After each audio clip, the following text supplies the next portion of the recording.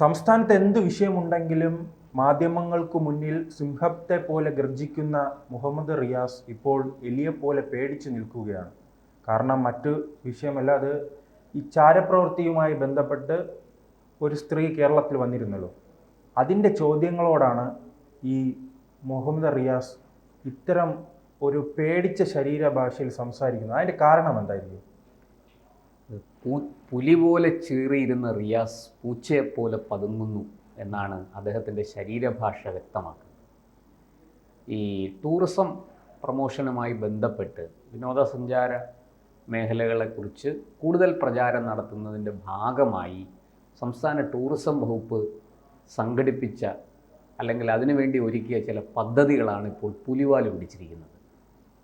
റിയാസ് അറിഞ്ഞോ അറിയാതെയോ അതിൽ തലവെച്ച് കൊടുത്തിരിക്കുന്നു എന്ന് പറയേണ്ടിയിരിക്കുന്നു. ഒരു പക്ഷേ അറിഞ്ഞുകൊണ്ടായിരിക്കില്ല, എങ്കിലും ഇത്തരം കാര്യങ്ങൾ അവധാനതയോടെ ചെയ്യേണ്ടതാണ്. ഒരു പക്ഷേ റിയാസിൻ്റെ ഭരണത്തിലുള്ള പരിചയക്കുറവാകാം റിയാസിനെ കൊണ്ട് ഈ കുഴിയിൽ ചാടിച്ചത് എന്നെനിക്ക് തോന്നുന്നു. റിയാസ് ബോധപൂർവം അറിഞ്ഞുകൊണ്ട് അങ്ങനെ ഒരു കൃത്യം ചെയ്യാൻ ഒരു മന്ത്രിയും അല്ലെങ്കിൽ രാജ്യത്തെ ഒരു പൗരനും തയ്യാറാകും എന്ന് തോന്നുന്നില്ല. പിന്നെ അതിന് അപ്പുറത്തേക്ക് എന്തെങ്കിലും ഉണ്ടെങ്കിൽ അത് അന്വേഷിച്ച് കണ്ടെത്തേണ്ടത് നമ്മുടെ മാധ്യമപ്രവർത്തകർ ഇതുമായി ബന്ധപ്പെട്ട് നിരന്തരം ചോദ്യം ഉന്നയിക്കുകയായിരുന്നു. ഒരു 5 മിനിറ്റിനുള്ളിൽ ചോദ്യം ആവർത്തിക്കുകയാണ്. അപ്പോഴും അദ്ദേഹം കൃത്യമായ ഉത്തരം നൽകാതെ ചോദിക്കുകയാണ്, ഞങ്ങൾ അങ്ങനെ ചെയ്യുമോ, നിങ്ങൾക്ക് എന്താണ് തോന്നുന്നത്? റിയാസ് ശരിക്കും ഭയന്നുപോയി എന്നുള്ളതാണ് സത്യം. കാരണം ഇത് നമുക്കറിയാം, മുമ്പും കാരണം ഈ പിണറായിയുമായി ബന്ധപ്പെട്ട് ഇടക്കാലത്ത് എല്ലാ പാർട്ടി നേതാക്കളും പ്രതിസന്ധിയിലാകുമ്പോൾ മൗനം പാലിക്കുമ്പോൾ കൃത്യമായി പിണറായി വിജയനെ പ്രതിരോധിക്കാൻ രംഗത്ത് വരുന്ന ഒരു നേതാവായിരുന്നു റിയാസ്. പക്ഷേ റിയാസ് ഇപ്പോൾ മാധ്യമപ്രവർത്തകർ അങ്ങോട്ട് ചോദിക്കുകയാണ്, സ്വയം പ്രതിരോധിക്കാൻ ജനങ്ങൾക്ക് ഇതിനെക്കുറിച്ച് ധാരണയുണ്ട്, അല്ലാതെ ഞാനും സർക്കാരും അങ്ങനെ ചെയ്യുമെന്ന് നിങ്ങൾ വിശ്വസിക്കുന്നുണ്ടോ? അല്ലേ? അതിനൊരു കാരണമുണ്ട്. എന്താന്ന് വെച്ചാൽ ഈ ചാരപ്രവർത്തനം എന്ന് വെച്ചാൽ രാഷ്ട്രീയ നേതാക്കളെല്ലാം വലിയ ഭയത്തോടെയാണ് കാണുന്നത്. മുന്നൊരു അനുഭവമുണ്ട്. VSSC ചാരക്കേസ് അത് നമ്മൾ എടുത്തു പറയേണ്ടതാണ്. അങ്ങനെ ഒരു ചാരപ്രവർത്തനവും അവിടെ നടന്നിട്ടില്ല എന്ന് പിന്നീട് CBI പറഞ്ഞു. പക്ഷേ ആ സംഭവം കൊണ്ടെത്തിച്ചത് എവിടെയാണ്? കരുണാകരൻ എന്ന അതികായനായ ലീഡറുടെ തല ഉരുണ്ടു, അല്ലേ? അതുപോലെ അതിപ്രഗത്ഭനായ ഒരു പോലീസ് ഉദ്യോഗസ്ഥൻ രമൺ ശ്രീവാസ്തവ, അദ്ദേഹത്തിന് സസ്പെൻഷൻ കിട്ടി. അദ്ദേഹം അവസാനം ഇവിടുന്ന് ഡെപ്യൂട്ടേഷനിൽ സ്ഥലം വിടുകയായിരുന്നു കേന്ദ്രത്തിലേക്ക്. അതുപോലെ അതിപ്രഗത്ഭനായ ഒരു ശാസ്ത്രജ്ഞൻ നമ്പി നാരായണൻ എന്ന് പറയുന്ന ഒരു ശാസ്ത്രജ്ഞൻ ഇതിൽ കുരുങ്ങി. അദ്ദേഹത്തിൻ്റെ ജീവിതം തന്നെ തകർന്നുപോയി. അദ്ദേഹത്തിൻ്റെ ഔദ്യോഗിക ജീവിതം അദ്ദേഹത്തിന് അവസാനിപ്പിക്കേണ്ടി വന്നു. അതിലൂടെ നമ്മുടെ ഈ റോക്കറ്റ് സാങ്കേതിക വിദ്യ വികസിപ്പിക്കുന്നതിൽ വലിയ തിരിച്ചടി നമുക്ക് നേരിട്ടു. കാരണം അദ്ദേഹം സർവീസിൽ നിന്ന് രാജിവെച്ച് പുറത്തുപോയി. അദ്ദേഹം ആരംഭിക്കുകയും തുടർന്ന് പോരുകയും ചെയ്ത ആ ഗവേഷണ പ്രവർത്തനങ്ങളെല്ലാം നിലച്ചുപോയി, അല്ലേ? അത്തരത്തിൽ അന്ന് പത്രങ്ങളിലും അന്ന് ചാനലുകളിലില്ല. എന്നെനിക്ക് തോന്നുന്നു ഏഷ്യാനെറ്റ് മാത്രമേ ഉള്ളൂ. ഇത് 94-95 കാലത്താണ് ഈ സംഭവം വരുന്നത്. അന്ന് ശരിക്കു പറഞ്ഞാൽ എൻ്റെ ഓർമ്മ ശരിയാണെങ്കിൽ 95-ൽ അന്ന് ഈ പറഞ്ഞതുപോലെ പത്രങ്ങളാണ് ഏറ്റവും കൂടുതൽ അന്ന് പിന്നെ ഈ ജനങ്ങൾക്ക് വിവരം അറിയാനുള്ള, ഈ കാര്യങ്ങൾ അറിയാനുള്ള ഒരു ഏക വഴി മാധ്യമം പിന്നെ പത്രങ്ങളാണ്. പിന്നെ റേഡിയോയും ദൂരദർശനവുമുണ്ട്. ഈ റേഡിയോയും ദൂരദർശനും സർക്കാർ നിയന്ത്രണത്തിൽ പ്രവർത്തിക്കുന്നതായതുകൊണ്ട് തന്നെ ഒരു പരിധിക്ക് അപ്പുറത്തേക്ക് അതിൽ വാർത്തകളൊന്നും അങ്ങനെ വരില്ല. നിറം പിടിപ്പിച്ച കഥകളും അത്തരത്തിലുള്ള പ്രചാരണങ്ങളും ഒന്നും ഈ റേഡിയോ, TV തുടങ്ങിയ മാധ്യമങ്ങളിലൂടെ നമ്മൾ പ്രതീക്ഷിക്കേണ്ട. അതേസമയം പത്രങ്ങൾക്ക് സ്വാതന്ത്ര്യമുണ്ടായിരുന്നു. അവർ ഇതൊക്കെ പുറത്തു വിടുമായിരുന്നു, ഇത്തരം വാർത്തകൾ. സത്യങ്ങളും അർദ്ധസത്യങ്ങളും പലപ്പോഴും നുണകളും അങ്ങനെ പുറത്തു വന്നിട്ടുണ്ട്. എന്തായാലും അതിലൂടെ ഒരു വലിയ രാഷ്ട്രീയ നേതാവിൻ്റെ പതനം നമ്മൾ കണ്ടു. അത് പിന്നാലെ വന്ന രാഷ്ട്രീയ നേതാക്കളെയും രാഷ്ട്രീയ പ്രവർത്തകരെയും എല്ലാം അത് വലിയ തോതിൽ അവർക്കെല്ലാം അതൊരു വലിയ പാഠമായി. കാരണം ഈ ചാരക്കേസിനകത്ത് പെട്ടുപോയാൽ അതോടെ രാഷ്ട്രീയ ജീവിതം അവസാനിക്കും എന്നവർക്ക് മനസ്സിലായി. ഇവിടെ റിയാസും ഭയപ്പെടുന്നത് അതുതന്നെയാണ്. കാരണം ജ്യോതി മൽഹോത്ര എന്ന് പറയുന്നത് ഒരു ചാര സുന്ദരിയാണ് എന്ന് വ്യക്തമായി കഴിഞ്ഞു. അവർ കൃത്യമായിട്ട് അറസ്റ്റിലായി. അവർക്ക് ഈ പാകിസ്ഥാനുമായിട്ടുള്ള ബന്ധം ഇപ്പോൾ പഴയതുപോലെ കോടതിയിലൊക്കെ സംഗതി വാദിച്ച് വിചാരണയൊക്കെ നടത്തി തെളിവ് സഹിതം കോടതിക്ക് ബോധ്യപ്പെട്ട് കുറ്റവാളിയായിട്ട് പ്രഖ്യാപിക്കുകയൊന്നും വേണ്ട. അതിനു മുമ്പ് തന്നെ ജനത്തിന് കാര്യം മനസ്സിലാവും. കാരണം പാകിസ്ഥാനിലെ ISIയിലെ മുതിർന്ന ഉദ്യോഗസ്ഥർ അവരോടൊപ്പം ജ്യോതി മൽഹോത്ര നിൽക്കുന്ന ചിത്രങ്ങൾ പുറത്തു വന്നു. അതുപോലെ ഇന്ത്യയിലെ പാക് ഹൈക്കമ്മീഷനിൽ അവർക്ക് വലിയ സ്വാധീനം, അവിടെയുള്ള ഒരു മുതിർന്ന ഉദ്യോഗസ്ഥനെ അവർ വിവാഹം കഴിച്ചു എന്നാണ് വാർത്ത പുറത്തു വരുന്നത്. അതുപോലെ തന്നെ പാകിസ്ഥാനിൽ ചെല്ലുമ്പോൾ അവർക്ക് അകമ്പടി സേവിക്കുന്നത് പാക് സൈനികരാണ്, അവർക്ക് സുരക്ഷയൊരുക്കുന്നത് പാക് സൈനികരാണ്. അപ്പോൾ ഇതൊക്കെ വളരെ കൃത്യമായിട്ട് ഈ ജ്യോതി മൽഹോത്ര ഒരു പാകിസ്ഥാൻ ബന്ധമുള്ള ഒരു ചാര വനിതയാണ് എന്ന ഒരു നിഗമനത്തിലേക്കാണ് വിരൽ ചൂണ്ടുന്നത്. അതോടുകൂടി തന്നെ അതോടൊപ്പം തന്നെ മറ്റൊരു കാര്യം ശ്രദ്ധിച്ചാൽ അറിയാം, എന്ത് വിവാദമുണ്ടെങ്കിലും എന്ത് ഭീകരവാദ പ്രവർത്തനം ഉണ്ടെങ്കിലും അതിന്റെ ഒരു അവസാന കണ്ണി വന്ന് നിൽക്കുന്നത് കേരളത്തിലാണ്.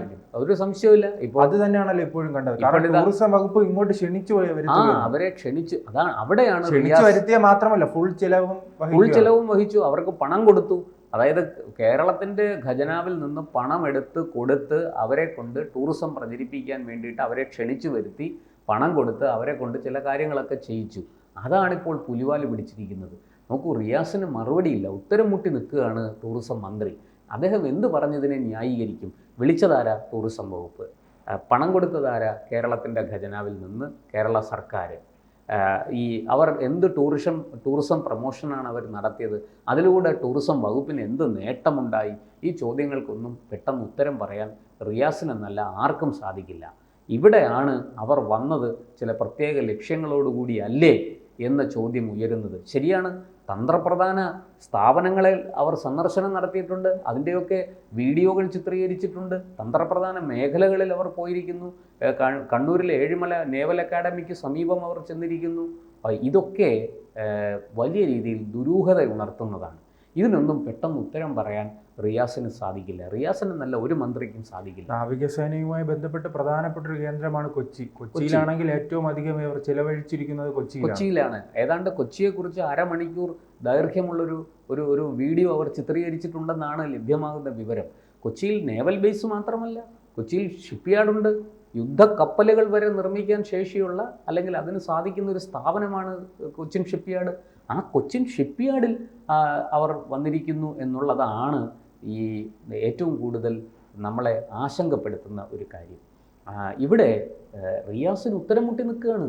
കാരണം റിയാസിൻ്റെ വകുപ്പിൽ നിന്ന് ക്ഷണം പോയിട്ടാണ് അവർ ഇവിടേക്ക് വരുന്നത്.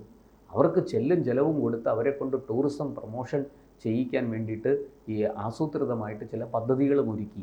അത് ഇപ്പോൾ എന്ത് പറഞ്ഞ് ന്യായീകരിക്കും? ഈ ചോദ്യങ്ങൾക്ക് മാധ്യമപ്രവർത്തകരുടെയും നാട്ടുകാരുടെയും പാർട്ടിക്കുള്ളിൽ നിന്ന് തന്നെ നമ്മൾ കമ്മ്യൂണിസ്റ്റ് പാർട്ടിയെ നിസ്സാരമായിട്ട് കാണണ്ട, പാർട്ടിക്കുള്ളിൽ നിന്ന് ഇത് ചോദ്യങ്ങൾ ഉയരും. റിയാസ് ഏറ്റവും കൂടുതൽ ഭയപ്പെടുന്നത് അതിനെയാണ്. മാധ്യമപ്രവർത്തകരെക്കാളും നാട്ടുകാരെക്കാളും അവിടെയൊക്കെ എന്തെങ്കിലുമൊക്കെ പറഞ്ഞ് തടിതപ്പാം. പക്ഷെ പാർട്ടിക്കുള്ളിൽ, പാർട്ടി കമ്മിറ്റികൾക്കുള്ളിൽ, സംസ്ഥാന കമ്മിറ്റിയിൽ, സംസ്ഥാന സെക്രട്ടേറിയറ്റിൽ, ജില്ലാ കമ്മിറ്റിയിൽ, താഴെ തട്ടിൽ അങ്ങ് ബ്രാഞ്ച് കമ്മിറ്റി വരെ ചോദ്യങ്ങൾ ഉയരും. ഈ ചോദ്യങ്ങൾക്ക് എന്ത് മറുപടി പറയും റിയാസ്? അതാണ് റിയാസിനെ ആശങ്കപ്പെടുത്തുന്ന, ഭയപ്പെടുത്തുന്ന കാര്യം. അപ്പോൾ റിയാസ് വളരെ പ്രതിരോധത്തിലാണ്. റിയാസിൻ്റെ ശരീരഭാഷ അങ്ങേയറ്റം ഭയപ്പെട്ട ഒരു വ്യക്തിയുടേതാണ്. അദ്ദേഹത്തിന് മറുപടിയില്ല. ഈ വിഷയം കയ്യിൽ നിന്ന് പോയാൽ, ഇതങ്ങ് പെട്ടെന്ന് കത്താൻ തുടങ്ങിയാൽ അത് വലിയ നാശം തൻ്റെ വ്യക്തിത്വത്തിനും തൻ്റെ ഭാവിക്കും തൻ്റെ ഈ മന്ത്രിയായിട്ടുള്ള ജീവിതത്തിനും വരുത്തും എന്ന് റിയാസിന് നല്ല ബോധ്യമുണ്ട്. അതുകൊണ്ടാണ് അദ്ദേഹം വളരെ പ്രതിരോധത്തിലായിരിക്കുന്നത്, വളരെ ഭയപ്പെടുന്നത്. അദ്ദേഹത്തിൻ്റെ ശരീരഭാഷ ശരിക്കും ഭയന്ന ഒരു മനുഷ്യൻ്റേതാണ്. അദ്ദേഹം നമുക്ക് പൊതുവെ അറിയാം, റിയാസ് വളരെ തന്ത്രപരമായി മാധ്യമങ്ങളോട് സംസാരിക്കുന്നയാളാണ്. വളരെ എന്താ പറയുക, ഉറപ്പോടുകൂടി തനിക്ക് യാതൊരു പതർച്ചയും ഇല്ലാതെ മാധ്യമങ്ങളെ നേരിടുന്ന ആളാണ്. ഈ അവസാന ഘട്ടത്തിൽ വിഴിഞ്ഞം തുറമുഖവുമായി ബന്ധപ്പെട്ട് തന്നെ അല്ലെ BJPയുടെ പ്രസിഡന്റിനെ അദ്ദേഹം വിമർശിക്കുന്നത്. അതെ, ആ മാധ്യമങ്ങളോടായിരുന്നു അന്ന് വിമർശനം. അതെ, അന്നത്തെ റിയാസിൻ്റെ ശരീരഭാഷയും ഇന്നത്തെ റിയാസിൻ്റെ ശരീരഭാഷയും തമ്മിൽ നോക്കൂ. ഇന്ന് റിയാസ് ഒരു നനഞ്ഞ കോഴിയെ പോലെ അങ്ങനെ ആകെ പ്രതിരോധത്തിലായി മറുപടി എന്ത് പറയണമെന്ന് അറിഞ്ഞുകൂടാതെ പരുങ്ങുന്ന നിലയിലാണ് ഇന്ന് റിയാസ് നിൽക്കുന്നത്. അന്ന് റിയാസ് പുലിയെപ്പോലെ ചീറുകയായിരുന്നു.